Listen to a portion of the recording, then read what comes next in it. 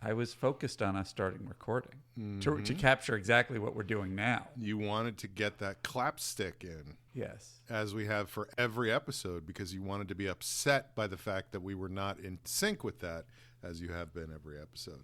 That puts me in the right mindset for the episode. I feel like then I'm in a more critical mindset. I'm more displeased with the general state of things. And I'm ready to... Both of our fans will be happy to hear this, you know. Hey, everybody. Welcome to Co-Pilots. I am Sean Conroy. And I'm Andy Secunda. On this podcast, we talk about TV pilots, the first episodes of television shows.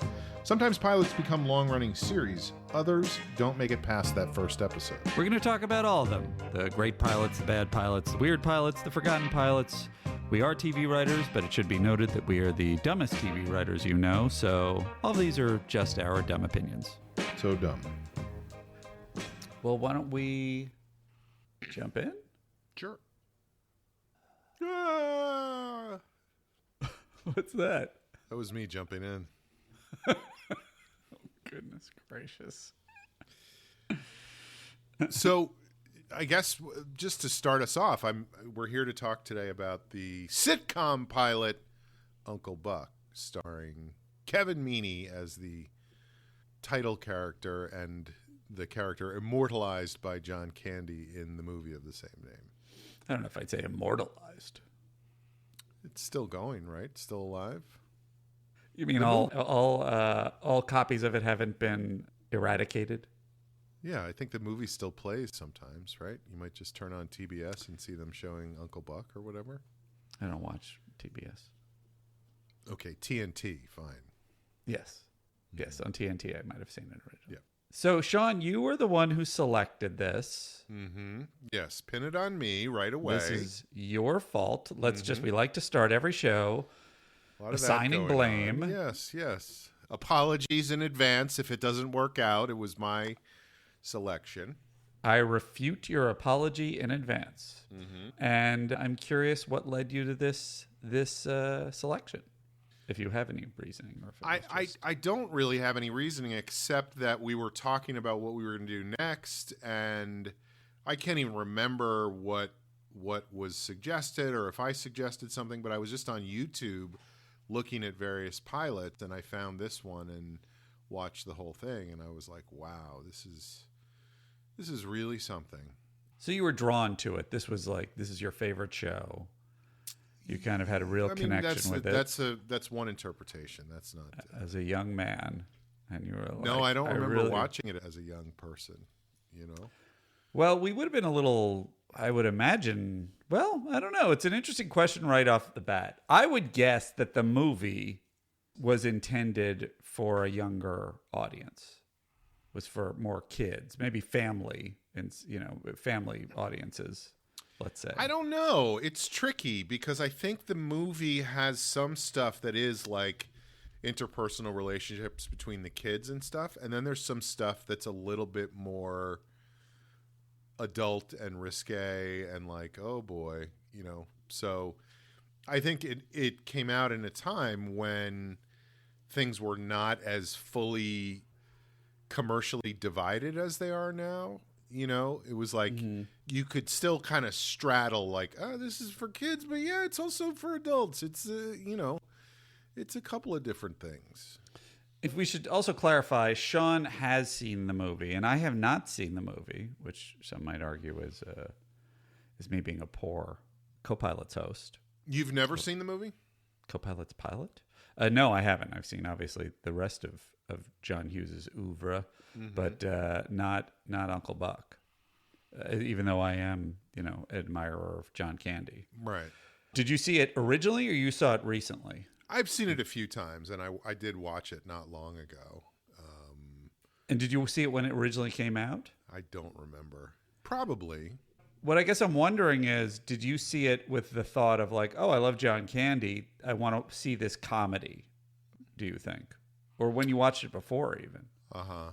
Because I think I had probably a little bit of a prejudice against it being kind of, the Macaulay Culkin aspect of it, and I've seen that scene, and it being like, oh yeah, it seems cute, but I don't need to see some cute family movie-ish kind of a thing, unless I hear it's fantastic.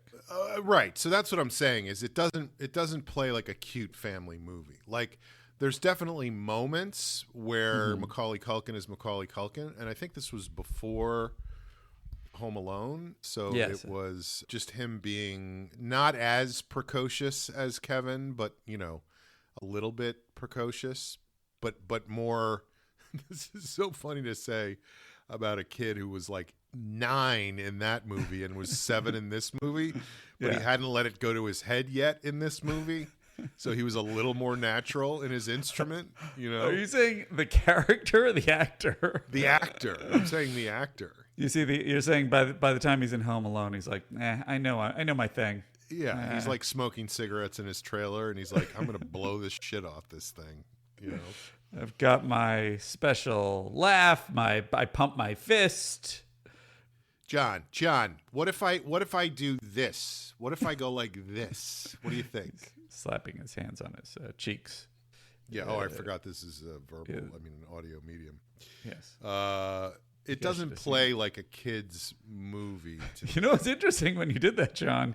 You slapped your hands to your cheeks, but you didn't slap them. I'm assuming because you thought, oh well, I don't want to screw up the recording, and yet you. No, I think because they didn't fit with the glasses I'm wearing. I see. I got you. So I couldn't. Right. I couldn't quite. Also, you have notoriously sensitive cheeks. Oh my God! Don't even get me started. Yeah, that's been a problem for years. Sorry, I cut you off. You were. I'm just saying, I think you misjudged the movie when you looked at the Macaulay Culkin thing and said, this is a kid's flick. I ain't watching this garbage. Is the lady who is hitting on Uncle Buck in the movie? Yes. She is. Not that lady. In a an equivalent. I mean, we'll get into it, but in a much more realistic way than in the sitcom pilot. But that's a good example where it's like, that doesn't play for kids, Right. In the movie, yeah, she comes over the house. She is a divorced woman from across the street. And she comes over the house, and when she gets there, she doesn't know where anybody is, and she hears noises coming from the laundry room. And she goes over to the laundry room, and there's banging going on. Somebody's banging on the washing machine and going, "Yeah, come on, you little bitch. Give it to me. Yeah, come on. Let me have it. Come on." And she, of course, thinks that Uncle Buck is having sex with the mother. And in fact, he's just trying to get the washing machine to work properly. So it's a scene that if you were 8 years old, you'd be like, I don't know what's going on here, Gotcha. You'd be like, oh, that blonde-haired kid is very natural in his instrument, but it's such an organic performance is what you would say. But I don't know. I don't get the double entendre here, Obviously, this was built on the back of the movie and John Hughes and the fact that I would assume that it is a sort of tried and true, effective concept for a sitcom, particularly of the era of parents prior to the show, which is one of the reasons I was just like, oh, it's interesting. It's a center cut pilot, meaning it's not a premise pilot, which they would say is like, how did the parents die and how did Buck get the kids and all that. It's like in the middle. He already has them. They're living with him and etc. And I was like, oh, that's kind of an advanced move. And then I realized, oh, they're probably doing that because the parents die. You don't want to see the parents die. That's a real bummer. Yeah, in the movie, it's that her father You see them die horrifically, right? No. Her father dies, so they just have to go away for a few days. And Uncle Buck stays with the kids just for a little bit. Oh, he doesn't have... He's not taking... No, it's not full-time. He's just there for a short period of time. Gotcha. And is her... his sister, I guess, must be because he's the uncle. That's sort of just no. He's the brother of the husband. So the wife is like, oh God, not your brother. We can't have your brother come and stay. Wait, the brother, this Uncle Buck's brother dies. Nope. the woman's father, Uncle Buck's sister-in-law's father dies. Correct. And what is the brother doing? The brother is there with the wife, and they have to go back and visit the family. They both leave because the father is no longer with them. But you can't do that in a TV show because what are you going to do? Come up with a different reason that they have to be away at every episode? I don't think so. Buck, my mother also died, unfortunately. My mother and my father died in a double homicide-suicide. I'm thinking about it, and I think maybe I'm wrong. Maybe in the movie, the father just had a heart attack, and they have to go see him or something like that. So even whatever he the doesn't case, die. Nobody dies. Whatever the case, in the sitcom, boy, do they amp up the tragedy. Like, the parents died. It's like Harry Potter or something. Like, these kids are orphans now, and it's a much bigger deal. Yes. Now, of the time, I'm trying to sort of I'm trying to think in my head. In the time, do we think that, because obviously they've had, they have the sitcom cliche of, the kid saying something sad and then the audience going, oh, and stuff like that. They have the touching moment. Do we think, they would have done that, but it would have been, but I thought she didn't like me, the kind of thing? Or do we think they would go as far as this level of melodrama, the parents dying? Sorry, I sadness about it. I guess I'm asking the kids sort of emotionally engaging with the fact that their parents have died. Mm-hmm. Do we think that your standard sitcom would have an emotional situation that intense in one of the sort of clawing emotional moments? Or do we think it, generally speaking, would be something much lighter? And I think this is way over the top. Like, I think that level of tragedy in the first episode of a sitcom is a lot for that time. You know, I think you could get to that. You could build to that over the course of a season or something like that back then. But to start with. And they don't even really mention it in the pilot except obliquely, and then at the end you just kind of, it's alluded to and you just kind of know, like, holy shit, these kids' parents died. And it was like 5 months ago, right? Like, it's very recent. Well, the timeline is kind of crazy in that way too. There is an element, there's a moment with the older daughter where she even says in the opening minutes of the show something like, well, I mean, ever since mom and dad, and then there's sort of, it's almost like there's a time jump. And I don't know if they edited something out or if it was But just that's what like, I mean. well, it's like they're alluding alluding to it without actually saying it. And you're right. Maybe they just cut out where she go, ever since mom and dad had that horrific car accident that killed both of them or whatever. But it's just a lot. One of the things that they oddly, unless I'm mistaken, don't even touch on in the episode is because they're all plots, which is logical, that are kind of like, oh, are the kids, acting up? Are they not on the right track? Whatever. It's interesting that they don't address, is this because they have all lost their parents and this is how they're grieving? Yeah, I mean, that seems so insane that these kids are acting up in school and the people in school don't go, we get why they're doing this. It's because they're living with tragedy hanging over them, And I would assume that that's sort of like, yeah, but we want this pilot to indicate how we can justify having a whole series with Uncle Buck. And to get back on the overall, although I obviously 100% agree with you, to get back on the track of just sort of the overview, I was shocked that this went a season. It went a full network season.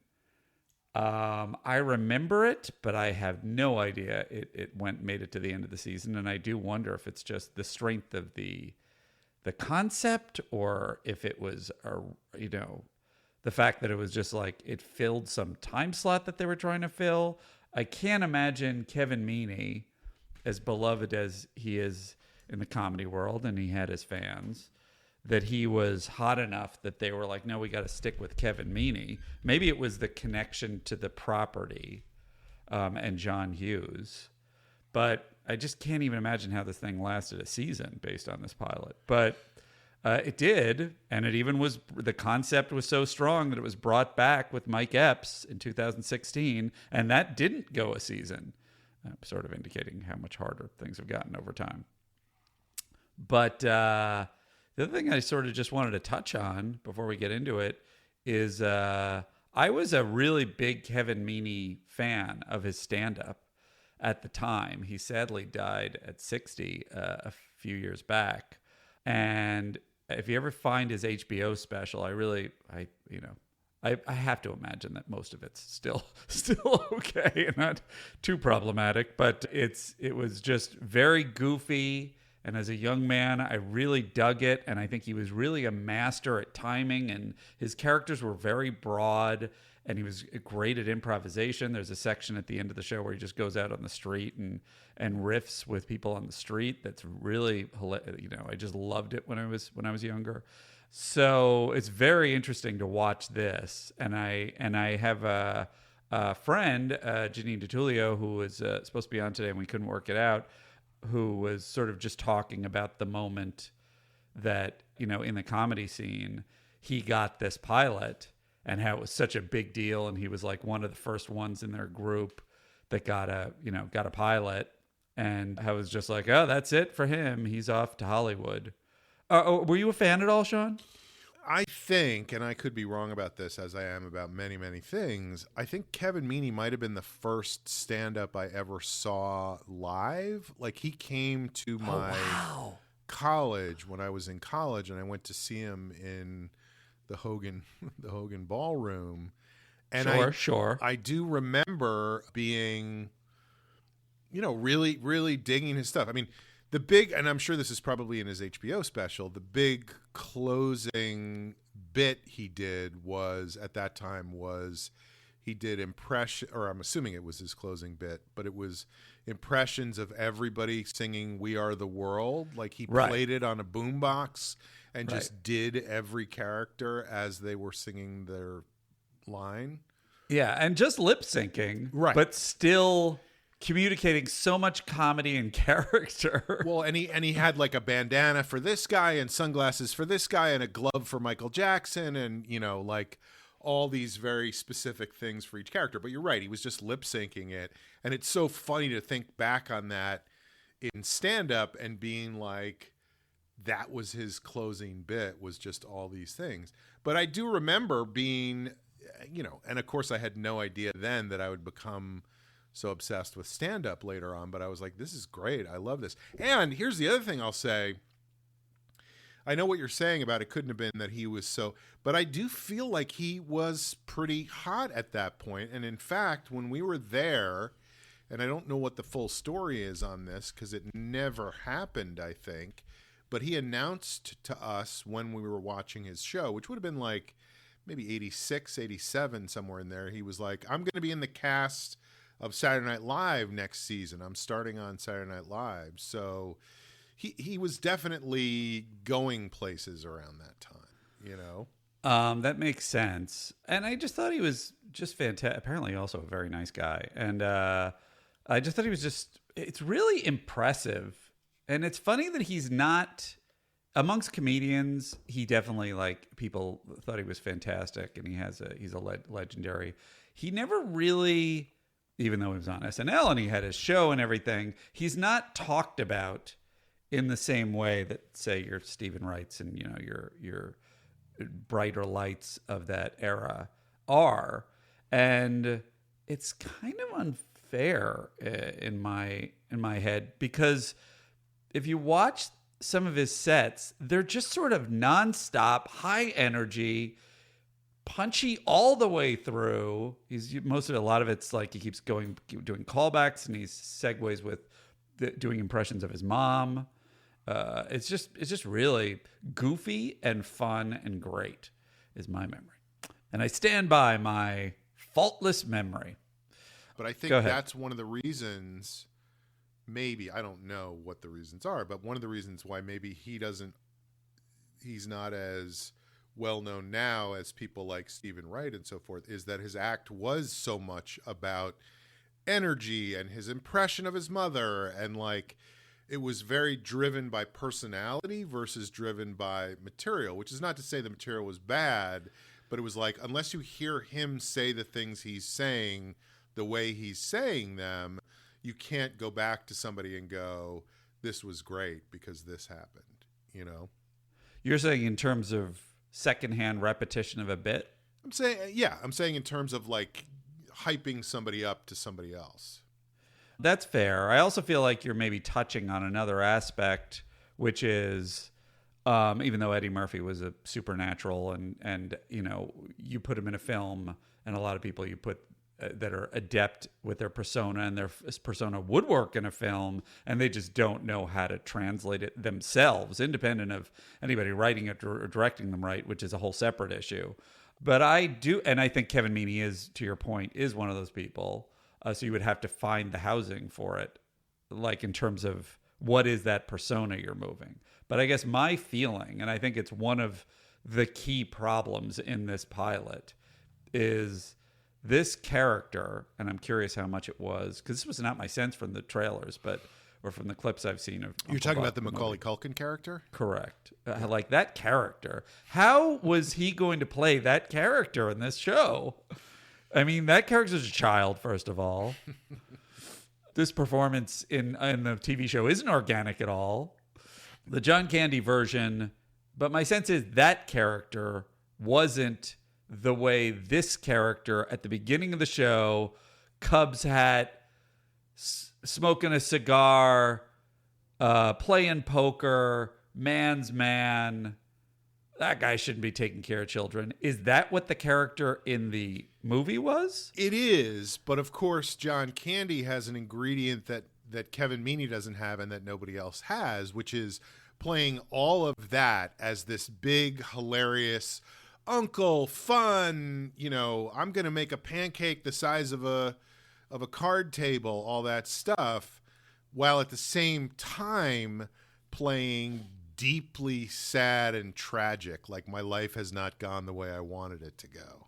Right. Probably also an inherent sweetness to it. Yes, and a charm. And like, I think that to me, Kevin Meaney's portrayal was very surfacey, hitting the beats of the character without having the same inner life. And I don't blame him for that. John Candy was unique in that sense, you know, and that's what made him so brilliant. But, you know, he could play something as you would be laughing so hard and then just realize how sad he was at the same time, you know? I also think that there's, yes. So, I mean, it's obviously, I don't think you can hold Kevin Meaney accountable for anything. No, that's what I'm saying. He was following the hot hand at the time. Oh, by the way, one other thing that is also, and I don't think it necessarily plays into the characterization, although maybe it does on some level, is he was gay and not out until the aughts. I don't remember the year, but it said in a Times article on him, but he was performing the divine part in Hairspray, which he would have been fantastic at given all of his impressions of his mother. That in and of itself would have been a fantastic version. And it was, you know, being on Broadway and being probably, one would guess, in a safer space, he was finally like, this is who I am. Now, sort of to backtrack a little bit, my take is, even that aside, looking at his persona in his stand-up act, I am kind of, I think, in the same zone. We're both sort of saying a similar thing, which is, well, it's not clear, like you're Eddie Murphy or even a Stephen Wright. It's like who that persona is when you move it somewhere else. But I think that energy is kind of like a different variation on a Robin Williams energy.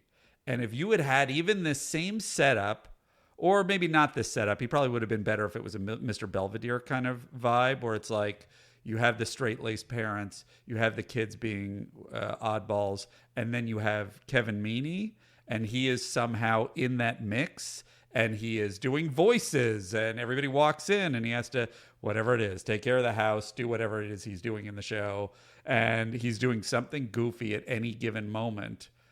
I think that would have served him so much better, because then it's just like, what is the funny bit either you want to come up with or we write toward it. And, what voice at any given moment, and just build the show around that. Yeah, I mean, it was a time when, much more commonly than it is now, they would build entire shows around stand-up comics. So a stand-up comic would find his or her voice on stage, and they would take that voice and go, here's the show, we're going to build around that, and here are the characters that are going to be in it. I know it was later, but like an example would be Ray Romano finding the character in his stand-up that eventually became Everybody Loves Raymond, or whatever that show was called. And and there was lots of shows like that, but with this one, it was like, Kevin Meaney is fantastic, we love his act, now let's fit him into this slot that somebody already created that's not his, and see if there's a way to get it right. And there really wasn't a way to get it right. It was like, what if Ethel Merman was John Candy, and it doesn't really play the right way. Well, the other thing I wonder is if they even broke harder in the direction of, sort of Chicago sloppy man's man than maybe even the movie did. But it definitely was just like, why don't you just take the same area and build it around Kevin Meaney? Like, it could be Kevin Meaney and kids, and this guy's somebody who the hell, this guy's somebody's brother. That's fine, and he ends up taking care of these kids. And this guy's too much of a goofball; he can't take care of kids. And they kind of have shades of that, but it's so muddied by this other baseball cap wearing, kind of. It just doesn't. There's too many other elements that don't fit. They're trying to play him in some ways too straight, and they should have ran with him being a maniac. That was what he did best. You're saying let Kevin be Kevin. That's exactly what I said in the entire development process. Yeah, I think you're right. I mean, it's not. They don't really tailor it to him. They tailor him to the part, which is always a critical mistake.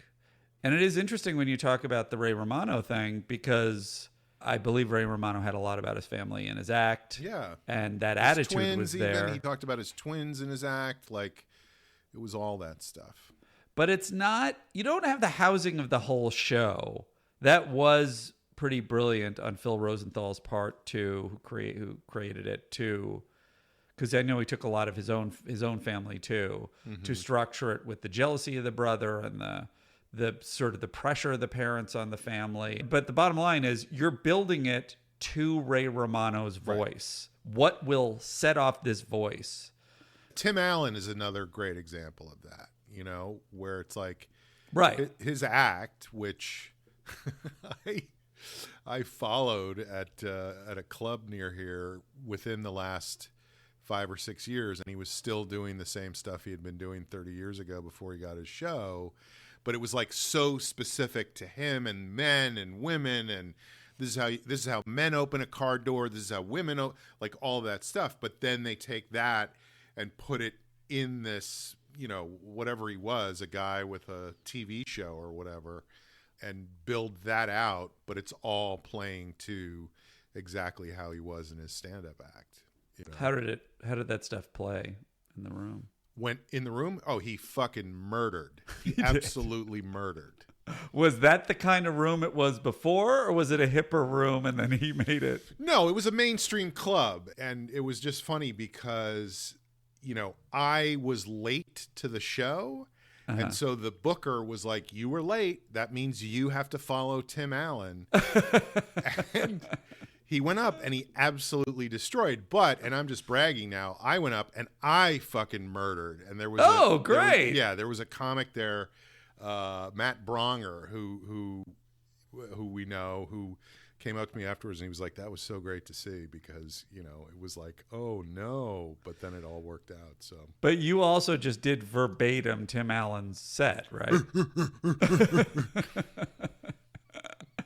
The only other thing to say about this is that it was kind of co-created by Tim O'Donnell, who I guess co-developed, who was just a journeyman kind of sitcom writer, director. and was sort of around at Phil the Future. Just worked on a number of different shows. Has an executive producer credit on one episode of Arsenio. And I wonder what the story is there. Oh, I guess that must have been a pilot. That's not the Arsenio Not Hall the Arsenio Hall show. Yes, because that was in '97. He did sit in the house a couple times and go. Oh, that was his contribution. Yeah. So with that, why don't we get into the? Yeah, so I'll get into it, but I just want to say that it just occurred to me it's actually too bad, and I don't blame you, but it's too bad you didn't see the movie because you would know. I'm going to try to mention it as we go through, but so many of the pieces of the pilot are lifted, maybe not verbatim, but at least in intention exactly from the movie. It's like, this played so funny in the movie, let's use that in the pilot and cobble together a 20-minute story that's not a 2-hour story. You know, maybe it would have been better if they had just taken it verbatim. Right. Okay, so we open up in the kitchen. We can tell already this guy is a loose cannon because he's smoking a cigar, and that's not cool. Sure. And one of the kids says, "You suck," and that Right. becomes a whole thing. Right. And that's literally what happened in the movie. Is the kids were, I can't remember the words, but they were using some kind of profanity. But instead of Uncle Buck being the one who chastises them, it's the sister. Uncle Buck is not there yet when that happens in the movie, so it's the older sister who we end up meeting. But they're like, "That's gold. Yeah, we gotta squeeze that in." Freckle butt, wuss, all these terrible things kids should not say to each other. And I do feel for that kid trying to follow in Macaulay Culkin's footsteps, because that's just not gonna go well for him. Oh, that is crazy to think that kid is the fill-in for. Talk about a movie version versus a TV version. Jacob Gillen, that's the kid's name. Poor Jacob Gillen. Yeah, so rough. Well, maybe he went on to a bigger good career. Who knows? There's no way to find out. We'll never know. If only we would know. If only there was a database. Yeah, so we meet the two little kids, and they're super cute, and they have a weird relationship with Uncle Buck because he's their wild uncle. And then the older sister comes in, and she's obviously got an agenda of some sort, because she gives him his first big joke, which is, "You're losing weight, aren't you?" And he says, "Yeah, I shaved my back," which is classic Kevin Meaney punchline stuff. That's right up his alley. I think that's the other thing, is right off the top with that, that's like a sarcastic line. Mm-hmm. So again, I don't know if that's the tone of John Candy in the movie. It feels like John Candy would have been more sardonic than sarcastic. But it's like, that's not, Kevin Meaney can do it because he's a professional comedian. But why make him kind of wry? That's wrong. That's maybe what a sitcom writer would be like. Uh-huh. Yeah, and I think in the movie, yeah, there's not. I mean, I honestly haven't seen it in a little bit, but it's like John Candy is not doing setup punchline jokes. He just has a personality of like, I'm going to intimidate you into going along with what I want you to do. Right. And so, that feels, it feels weird when that comes out. Anyway, he then finds out that she wants to go on a date with this guy. She's going to meet him at a concert. He's not into that. It turns out he has her fake ID, which lets us know that he might be the weird uncle, but he's not naive. He kind of gets it, and he knows what's up. Right. That's when she brings up her dead parents, but doesn't specify it. There's a smell joke in there that I don't get. What is it? When she comes in, the daughter says, "I smell it too." But I don't know Is what that it is. perfume? It's perfume. What is it? Yeah, she's obviously gussied herself up for this big date, and they're both like, "Whoa!" Which they give a huge laugh to on the laughter. They're very aggressive. It's on the laugh crazy how well that show did in front of the studio audience. One thing that kind of struck me is I feel like you can hear lone laughs that, and maybe this is unfair, I feel like I can feel the desperation of the writers laughing. Right? I don't know if you are a watcher of the Bill Maher show, but that's what every episode of the Bill Maher show is like at this point. There's just like a small group of people really laughing hard at everything in a way that We they don't want hope Bill to be mad. other people will come in. So Uncle Buck immediately changes his mind and says, I will have my poker night here. I want to meet this guy that you're going to go on the date with. And the thing that convinces him to do that is the fact that their parents have died. Sure have. By the way, Jacob Gelman, was that the child? Gillen. I think, well, it says Gelman on IMDb, but either way. He did Uncle Buck, and then he did one episode of Coach, and that's all she wrote. And then he lived a happy, productive life as a fireman in Santa Barbara, you know? I really hope so. I'm rooting for you, Jacob Gelman. So then we're in, and, you know, again, here is a weird moment that I think is probably lifted from the movie or somewhere in the area of something from the movie, but like him pouring mustard into his mouth and cigar smoke coming out or whatever it was, it's like, it just seems over the top, like he's a crazy person at that point. Yes, and it does feel almost just like sitcom of that era, kind of like he's doing crazy things. Like what? I don't know. He's got the mustard there. He's just putting it in his mouth. Who would ever smoke a cigar and eat a big glob of mustard at the same time? You know, there's one, Jacob Gelman, who's become a class action lawyer, and he's got his face all over benches in Santa Barbara. I hope so. And then so then we go through the opening credit sequence, and in the credit sequence, he makes a giant pancake and his car gives off a lot of smoke, which are both exactly images from the movie. And so it's not even taking the context of the scene. It's just taking, this part was hilarious. Remember this? There's another Jacob Gelman who's on the Seahawks hockey team. Yes. Do you know the Seahawks all call him Macaulay Culkin? That's their nickname for him. Yes. And he's always every time he scores a touchdown, he slaps himself in the face. Now, is anything striking you in these opening moments when you're watching the sucked thing? The daughter comes in. He's like, I got to check out your boyfriends. Is anything right off the top hitting you? This isn't a trick question. I'm just curious what your read is at this point. Because I'm still in just like, kind of like cocking my head. Like, I understand what they're setting up. What are they thinking are the kind of dynamite moments so far? Yeah, I think the way I read it is he's going to have a difficult time negotiating his relationship with this teenager, and he's going to have to play referee between the two little kids. That's kind of the way the show is being set up. Right. So it's more about just setting up dynamics, and like there's a thing that occasionally a sitcom writer will say in a position of authority that will say like kind of something to, and it sort of sticks in my craw, just like, oh, come in and they'll do this. It's just kind of cute. It's just kind of cute, which of course I hate. And that feels like what a lot of it is with the dancing and the thing. And it's sort of just like, which I have no problem if you have a character as being a goofball. Maybe that's what the version that I'm talking about, Kevin Meaney, would have done.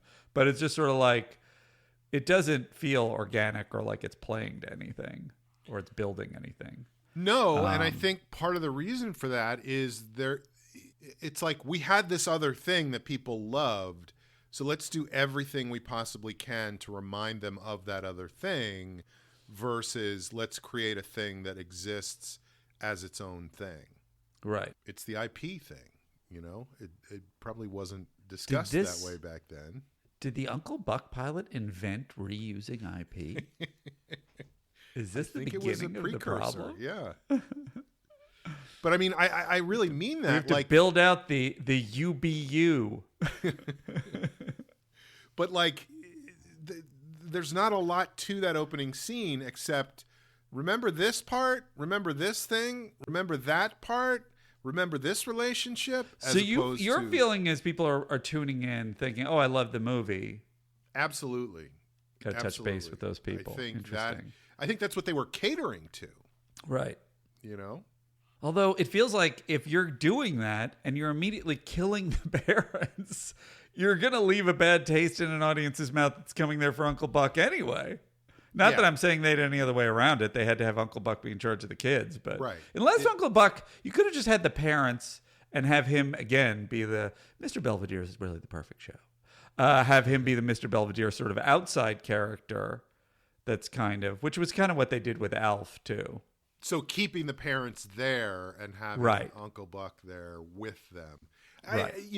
First of all, I think there's a couple of inherent problems with that. Like, the fun of it is Uncle Buck having to be in charge of these kids. Yes, that's fair. That's true. Yes, and if the parents are still there, it's not going to work. And then also you have to come up with reasons why the uncle is living with his brother, and that gets a little rough as well. No, you're totally right. Well, I see. I figured you'd kill the brother and have it be the sister-in-law. So it's like, I like that. But again, then you're like, oh, is there a romance between those two? You know what I mean? Like, there's just, well, maybe down the line. Mm-hmm. Will they or won't they? Yeah. But yeah. So then the next scene, we're in the living room. Speaking of dancing, Uncle Buck is, what was he doing? Vacuuming and dancing in that scene, and he gets surprised by the lawyer for the insurance trust. Like, immediately I'm like, oh God, they're explaining too many different things at the same time. But her name is Doreen Duche. Get it? Oh, no, I didn't. If you don't pronounce it correctly, it would be Doreen Douche. This was one of the most baffling scenes in the TV show. Yeah. And I guess it only wouldn't have been confusing if you had seen it play out in a longer form in the movie. Yeah. Because I was just sort of like, it was too fast. It was sexual harassment in a way that was like, I was just like, what's the comedic beat you're playing? Like, I guess he's supposed to be sort of uncomfortable, but it's not really clear whether you're saying, I guess she's not supposed to be attractive, but you pick somebody who it was like, I don't know, he seems like he's just a sloppy dude. Why is he not into it, or what's going on? Unless the subtext is he's in the closet like Kevin Meaney, and that would have been an interesting thing. I mean, I know you're saying she's not supposed to be attractive. I think the only thing that gives that away is that she's wearing glasses, because we all know that glasses make people unattractive. That's a symbol of unattractiveness. I guess I just feel like they would have broken harder in some direction if they were saying that. Right. But I mean, I guess what I'm saying is, I wrote in my notes, like, is Kevin Meaney supposed to be hot? Like, what's going on in this scene? Well, you're right. That is really more the primary thing. And they sort of, you can see their writer reasoning that she comes in and he's dancing, and she's sort of delighted by it. So it's sort of like, that's the explanation for why she wants to basically use him for sex. But yeah, it's not quite enough. No. Which is another issue with, like, is that who you're saying he is? Right. It's just a bizarre scene. Whereas, like I said, in the movie, it makes way more sense because you kind of know who this character is and what their background is. It's still weird, but it's not out of nowhere crazy. What the hell is going on right now? You know. May I ask you, what do you think when they were putting this together, that they were like, who do we get to play Uncle Buck? Kevin Meaney. Oh, perfect. He's kind of heavier, just like John Candy. Do you think that's what they were thinking? Yeah. He's got kind of a round head like John Candy. Yeah. I think that is what it is, because there's no other logic to it. None. Absolutely none. He's funny, and he looks a little bit like him. He doesn't even look like him. He just has the same body shape, in a sense. In a vague way, yes. Right. But he is saved by the phone ringing, and it turns out he has to go to school to handle some problems there. So he shows up in, I guess it's supposed to be the principal's office or the vice principal. He's smoking his cigar. Big funny joke. He throws the cigar into a fish tank, and the fish, I guess, smokes the cigar or something like that. That's what it seems like. And it does seem like that would be a big feat for them to pull that off. effects wise in a TV pilot, but they do it. Yeah, although I would say that tonally it started to feel to me in that moment a little bit like the Muppet Show or something, and then it went back to what it was before that. So that was. I don't think that would have been a bad direction for them to go in. Just No, make I it, agree, make him but be, they didn't go all the way there. make him be like full on Cat in the Hat kind of chaos all the time. So he talks to Mrs. Crapier. It's pronounced Crapier. Walter Crankcase School of Comedy. People when SNL started, they were like, we're not going to do that Mad Magazine style of comedy. Yeah. So it turns out that the little Macaulay Culkin kid has punched a bully and given them a black eye. And Right. He's glad he told the kid to do that. He found out the kid was being bullied, and he said, you have to fight back against the bully. It is interesting because in the movie, when he has a scene with the principal or the vice principal, whoever it is, that person has a large mole on their chin, and he can't help himself but continuously talking about that person's mole. So he does that thing of like Freudian slips where he's like, I understand, she's like, this is the problem we're having. And he's like, oh, that must be very difficult melanoma. I mean, like that kind of stuff, And he kind of pulls it off, but it's a little labored. But in this, it's just about how heavy and unpleasant this woman is. So Right. It's a little weird. Was this lady in Porky's, I believe? Oh, I don't know. I think she was the person who grabs the penis in the side of the wall. And I don't remember her name. I don't think Since I've I ever saw seen it, I saw it. Porky's, but it sounds great. I think we've broken down what our tastes were at the time. You were an Uncle Buck guy, and I was a Porky's guy. Mm-hmm. I can sum it up. Yep. And then it turns out the person that the nephew punched was a girl. So that was horrific. So he's embarrassed by that. It is sort of interesting gender dynamics they're playing out there. Mm-hmm. It's okay for him to punch the other kid. But I guess it does make it like, oh, it wasn't as much of a bully, probably physically. They got a lot of weight on that bit too. Yeah, I mean that's a huge part of the episode. I don't know if it was the person I was thinking of was Nancy Parsons, who played Ballbricker in Porky's, but she's not the principal. That actress is very familiar though. So anyway, please continue. She might have been Porky. Yeah, it could have been. I don't know the movie.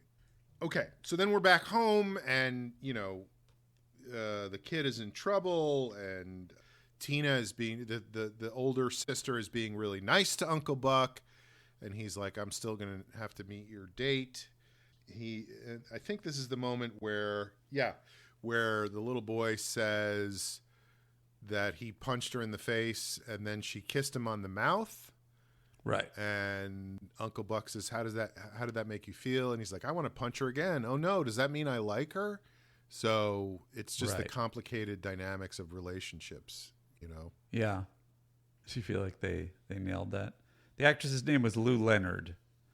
And she's a singer, actress, and she was in Starman and Blank Check and Annie as Mrs. Pugh. Got a good list of credits. I undersold her. It's just a series of things at this point in the pilot. It's just a series of incidents and him fielding stuff. It's very interesting to compare it to Roseanne in terms of like, it's similar, like, oh, I'm dealing with this thing with the kid and then this thing with the kid. Right. But it's just so artfully delivered, and the acting is so superior, and in Roseanne, it just seems like it has yes, and it seems like it has actual like real life weight. Yeah. Everything seems so cloying and well, I would venture to say that the chemistry between Roseanne and John Goodman is very similar to the chemistry between Kevin Meaney and Doreen Duche, Yes, right. Like They just should have built more on that. Yeah, there's the same vibe between them, you know? Yeah. But anyway, so then the doorbell rings and he's very excited because this is the date and he's going to meet the date, but then he sends the little boy in to answer the door, which I didn't totally follow that. Except it gives the kid more to do. Look, we just haven't given this kid a chance to be more like Macaulay Culkin. We got to let him flex his, spread his wings.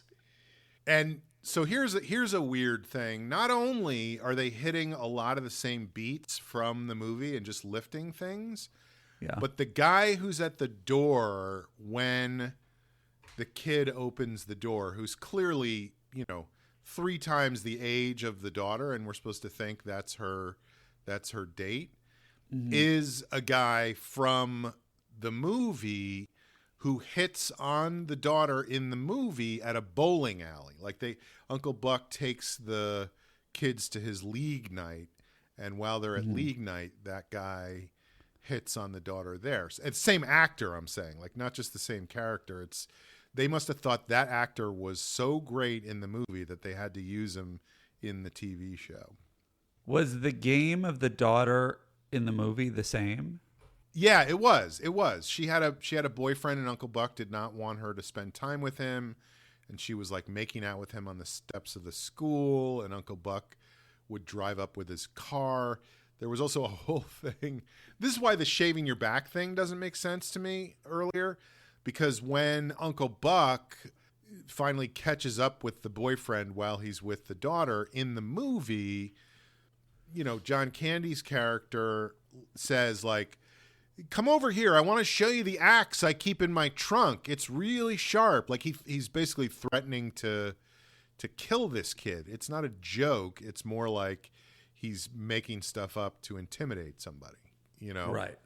So anyway, I just thought it was so funny that they had the same weird-looking actor playing Skank in the TV show. I don't remember if his name was Skank in the movie. It probably was. So they were like, this guy's firing on all cylinders. We got to get him in there. Yeah, and I don't remember. Did they do the thing with the toothpick in the show?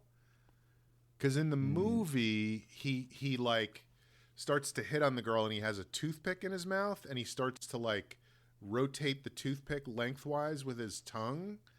No, which again makes it not a movie for kids because he's basically indicating how good he would be at oral sex. But then he chokes on the toothpick, of course. He accidentally sends it down his throat. This is probably why they brought that guy over to the TV show. It's like, oh, look, do you remember that business he was doing with the toothpick? Make sure he brings the toothpick. He's one of Uncle Buck's buddies. We meet him. And then I actually love this, that we meet him as one of Uncle Buck's buddies. And then like 20 other people come in all at the same time, just going, "Hey!" like all his other friends show up simultaneously. Now, I wonder how many of them they bothered casting, or if they were just like, just cast the one guy with the lines and everybody else will just be, we'll figure it out in a future poker game. Right. They put a lot of money on that friend, the convict. Mm-hmm.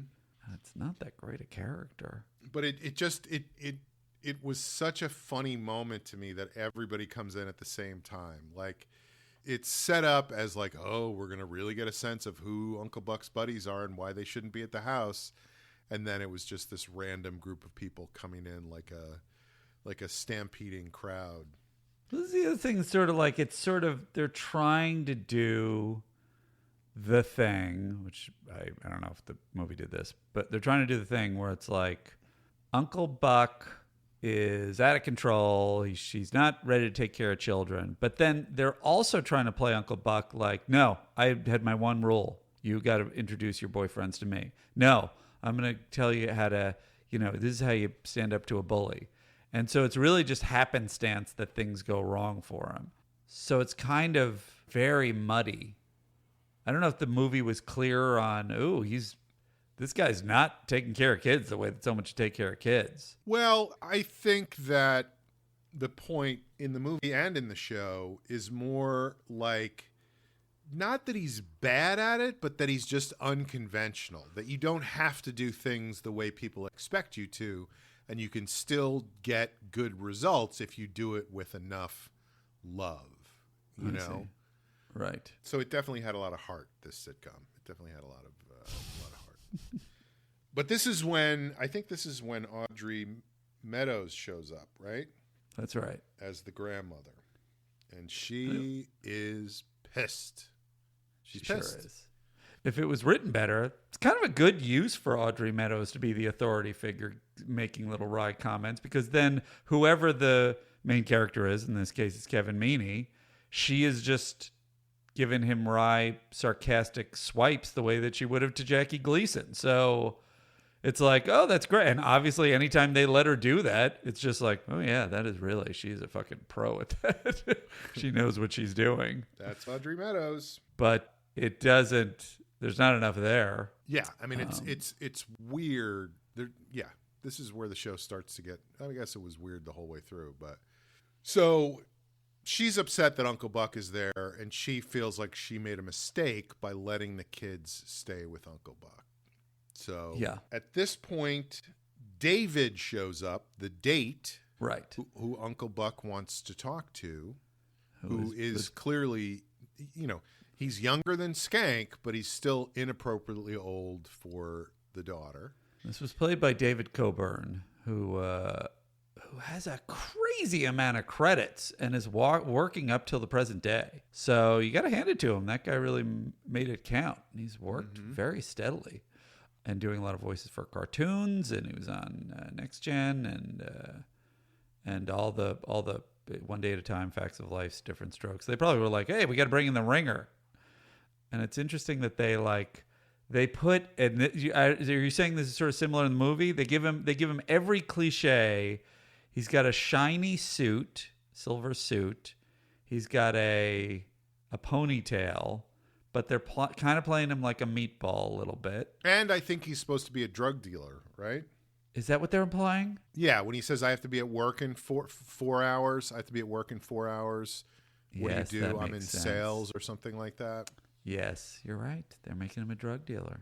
They're not leaving anything to chance. In the movie, it was not like that. In the movie, it was sort of the kid was maybe a year older than she was, but he was kind of the high school douchebag.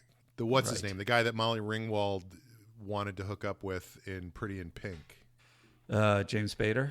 Yeah, he's like the James Spader in the movie. Right. But in this, it's like we don't have time to explore that character, so we got to lay on all these things of like he's got a silver jacket and he's in a limo and he's a drug dealer and even to the point where Uncle Buck sends him into the kitchen, and then when Uncle Buck goes in to see him, he's on the phone in the kitchen. I didn't even understand that part. Like, he's never been to the house before. He's meeting the uncle. He wants to take this girl out, and he goes in and makes a phone call from the kitchen. And then the way that Uncle Buck scares him away, so fucked up, is saying that the daughter is basically into bondage. She's going to give you a heart attack. Mm-hmm. And this sleazeball dating an underage woman drug dealer with the shiny suit and a ponytail is, for some reason, a real kink shamer. And he's like, I gotta get the heck out of here, and rushes out. That is an effective ploy to freak this guy out. And it really makes me feel like, what audience are they playing to at this point? Well, and also, I don't know, maybe it's just me, but when Uncle Buck is standing there going, I mean, come on, a body like that? I'm like, very strange. It's just creepy. I guess it's like he's trying to sell that he's on his side, but it's so weird. Mm-hmm. And then it ends with Kevin Meaney doing a manic laugh, and he gets an applause break. I mean, I'm telling you, those people in that audience were so into this show. I mean, it makes sense that they picked it up. That pilot audience really loved it. Just based on audience reaction. Maybe it was the network executives in the audience. I can't help myself, Larry. It's great. Let's give it an applause break. I almost thought it was John Candy we were watching. Look at the shape of his head. And the body. Don't forget the body. okay, so he gets rid of the guy who's there to pick the daughter up, which is, a victory for him. He gets to win in that moment. And then I can't even remember what it's set up by, but like the grandmother's taking them away, right? She's going to take them away. Right. And the daughter says something like, I can't, and the grandmother's like, who says that? And she goes, not Uncle Buck. And then the little boy goes, nice, Maisie, real nice. And it hit me so hard how just the delivery of that was just so off, but you kind of get it anyway, Like that's a thing that a 17-year-old would say, and he's like 8 and he's saying it the way a 17-year-old would say it. And then that's at that point, that is when Tim O'Donnell stepped out from behind the cameras and said, just imagine Macaulay Culkin saying it. And then stepped back behind the cameras. Nice, Maisie. Real nice. Slaps forehead. The classic deeply sarcastic 8-year-old. And then we have this very nice moment where it turns out that Uncle Buck has been a good guy the whole time. Because Grandma brings up the fact that they don't have their parents and how hard it must be. And the kid says, parents don't, people don't go away. A snowflake doesn't disappear just because it turns into a raindrop. Right. And it's a very touching moment. It's very sweet. And the grandmother has a real epiphany in that moment of like, oh, he's good with metaphors. We should let him take care of these kids.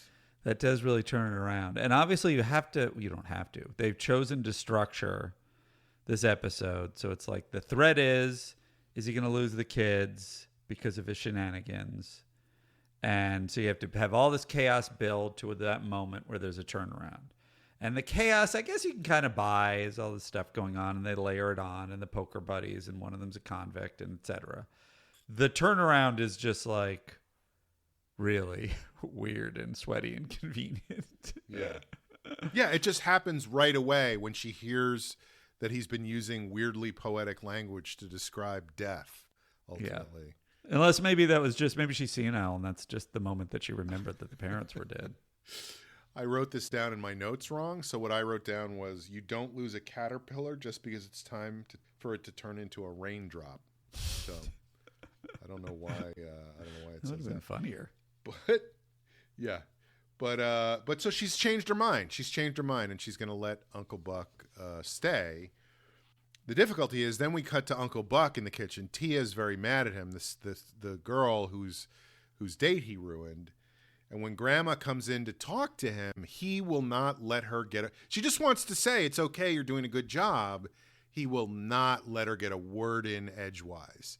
He already knows what she's going to say. It's that classic comedy bit of like, I want to say something positive. And the other person going, I know what you're going to say, and you're absolutely wrong, and you have a mustache, and you all that stuff. Yes. And he interrupts her. She circles back to the mustache, as she's going to. And he's like, whoa, after she lets him off the hook. Right. By the way, that's not the first time in the episode that we see somebody who thinks they know what's going to be said when it isn't actually going to be said, because that's exactly what happened in the scene with the date, where he was like, I know what you're going to say. I'm a little older than she is. Okay, I'm a lot older than she is. And that's when Uncle Buck went full on, my niece is so hot and loves bondage. So the same thing is being played out. Unless we're misinterpreting, and he's just sort of saying, "Hey, just so you know, this is the kind of kink you got to prepare for." He's just trying to be helpful. He's a full on. So he really is just warning the guy. Yeah, and legitimately saying he's into his niece. Right. She does have a great body. That's what Uncle Buck says. Yeah. But anyway, so she says, you can stay with the kids. She says, I don't want to pull them out of school to live in a strange town. Things are going to stay the way they are. And then everything's great. Everything's working out great. And then Tina says that she's not going to the prom. and it ends with the great Jacob Gilpin. What's his Gelman. name? Gelman. Jacob Gelman, saying, "Buckle up, it's gonna be a bumpy ride," and we know we're really in for it as the show goes forward. Side note, and then you go into the theme again. That theme was composed by Steve Dorff. And if you're wondering if he's related to Steven Dorff, as I was, he is. He was his father. He did a bunch of them. It kind of sounds a little bit like not Growing Pains, a Blossom. That's what I was thinking of. It sounds like that. That kind of the piano. He's riff Uncle Buck and he loves making pancakes. He's Uncle Buck and he'll make mustard go in his mouth. He's Uncle It was Buck. kind of an acceptable. They should have done more of that. They would have understood more what we were watching. But I thought it was a pretty good theme song for like what it was. That was like it was right on track. They did just the 10 of Us and Growing Pains and My Sister Sam, and also did Quick and the Dead. And that was just the TV movie. But I think he did do Pink Cadillac and a bunch of other legit movies. Oh, he also did Major Dad. Man, get on that track. Who's Major Dad? He's a military father. He is the guy who wakes you up Here too comes early. Delta Burke. So, Sean, Yeah. would you pick this show up as the people from the network did? I love Kevin Meaney. I love the IP, the movie. It doesn't feel like they go together, you know? I agree. This was on CBS. I would not have picked this show up. Kevin Meaney and Uncle Buck go together like mustard and cigar smoke. Not funny. It was just hard. It was hard to watch knowing the movie and seeing them just trying to cobble together the funny parts of the movie into a coherent 22-minute story. That makes sense. Yeah, I don't think it, I feel exactly the same. It's very strange. I guess it's not strange. You can like kind of look at those elements, and they said they had the IP, they had the movie that worked, they had the concept that was valid, even with the change. It doesn't really feel that different than like My Two Dads or any of the other things, where it's just like, here's this ham-handed way to get into why this oddball is taking care of these kids. So even that's fine. It's written poorly, and Kevin Meaney, who is very funny, is miscast. It makes me want to watch the pilot of the Bernie Mac show, because that was the premise of that show too, right? Was that he was the uncle taking care of the kids?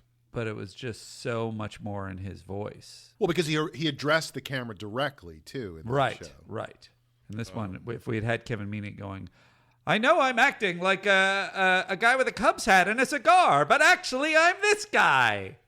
Why are you wearing those pants? Dankeschön, right? You can see why you would cast me in this. A snowflake doesn't disappear when it turns into a raindrop. Why would you not have that as a family kids show? Yeah. It's so fucking joyful and upbeat and crazy. Dummies. Yeah. And it's funny. I mean, you and I met through Improv, and I feel like Kevin Meaney was the first person I ever saw who did, because he used to do a thing, or I don't know if he did it all the time, but when I saw him, he did a thing which I'm sure you would hate, but it was like he sang the song, would you like to swing on a star? And then, he gets to the point in the song where he goes, or would you rather be, and the audience would have to yell out a thing, and then he would write an entire verse about that thing. Oh my God, that sounds fantastic. And it was the thing that people love of like, oh my God, he made those two words rhyme, Right. Or would you rather be a banana? A banana is a thing that you eat, like that kind of stuff. No joke, Sean. Take this for what it's worth. Mm-hmm. I know your style is antithetical to this. Maybe you have those skills. You did Chicago City Limits. Yeah. Maybe you need to build some kind of housing for that kind of rhyming trick at the end. Yeah, you're not wrong. I've gone in so many bad directions in my career, but here I am doing this podcast, Yeah, this'll solve everything. Well, thank you, Sean, once again for joining me on Andrew Secundus Co-Pilots. I am so lucky to be here. Check out our Patreon page, and rate, review, subscribe. And listen to the next episode and old Listen episodes. to the next episode. I hope you enjoyed this. And it's time to clean your aisle and throw out your trash as the stewardess or steward comes through. I feel accused. Bye. The end.